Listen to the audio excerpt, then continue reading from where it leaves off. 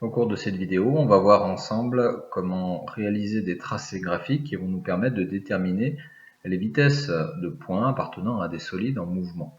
On va débuter avec un solide en rotation, de centre O.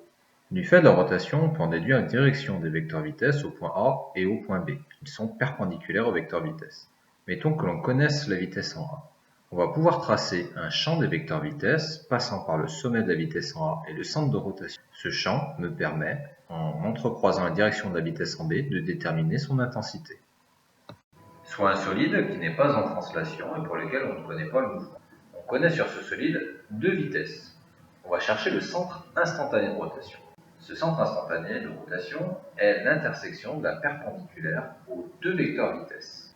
Il représente un centre de rotation appelé à bouger pendant le mouvement. Si on veut connaître la direction de la vitesse en C, il suffit de tracer le segment CIR-C et d'en tracer la perpendiculaire. On obtient ainsi le support de la vitesse en C. Connaissant le centre de rotation et la direction, je peux opérer un champ des vecteurs vitesse en reportant ma vitesse en A sur le segment CIR-C.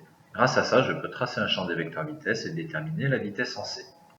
On va maintenant utiliser cet outil pour aller réaliser des tracés autour d'un système bielle-manivelle. Le système est le suivant. Je vais étudier la bielle, notamment les points A et les points B. Je connais la direction de la vitesse en B de la bielle par rapport au bâti. Elle est perpendiculaire au rayon BC. Je connais aussi la direction de la vitesse en A. Effectivement, c'est monté avec une liaison glissière, donc cette direction sera horizontale.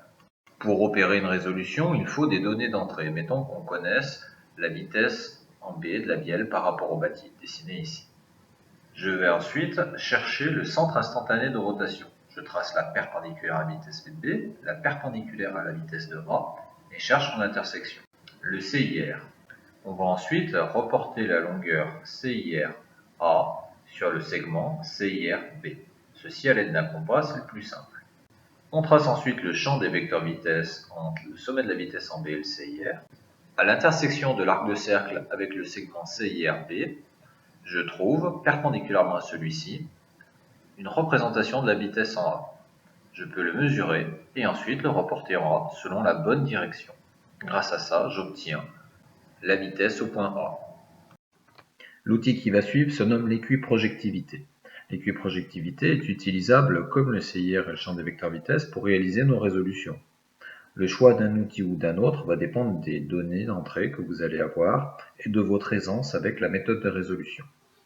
Soit un solide pour lequel on ne connaît pas le mouvement. On connaît pour ce solide la vitesse au point A et la direction de la vitesse en B. Il faudra relier le point A et le point B par une droite et projeter sur cette droite la vitesse en A. On mesure cette projection et on la reporte au point B. On va ensuite tracer la perpendiculaire à cette projection. L'intersection de la perpendiculaire avec la vitesse donne la vitesse en B. On va maintenant appliquer cet outil au système bielle-manivelle vu précédemment. On trouvera bien entendu les mêmes résultats que précédemment, mais par une nouvelle méthode. Le système bielle-manivelle est identique. Il faut comme point d'entrée la direction de la vitesse en A et une vitesse connue, mettons B. On trace ensuite le segment AB, que l'on prolonge un petit peu, et sur ce segment, on va projeter la vitesse en B, c'est-à-dire mettre l'équerre perpendiculairement au segment tracé AB et le faire passer par la vitesse en B. La projection effectuée, on mesure la longueur de cette projection à la règle ou au compas par exemple, et on va reporter cette projection au point A, de même sur le segment AB. On positionne l'équerre sur le segment AB, sur la longueur reportée par le compas, et son intersection avec la direction de la vitesse en A nous donne la valeur de la vitesse en A. Voici une seconde technique pour réaliser la détermination de la vitesse en A. En synthèse, on a vu dans cette vidéo comment opérer des tracés graphiques de résolution de problèmes de cinématique. Le premier outil vu était le CIR. Le CIR nous permettait de nous donner des directions de vecteurs vitesse. Complété du champ des vecteurs vitesse, il permettait aussi d'en déterminer l'intensité. Enfin, l'équiprojectivité, lui, permet de déterminer l'intensité de vecteur vitesse si l'on connaît sa direction.